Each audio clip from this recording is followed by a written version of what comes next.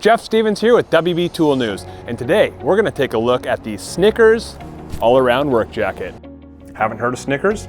That's because they're new to the US market, but they're no stranger to workwear. They've been producing premium gear for the European market since 1975.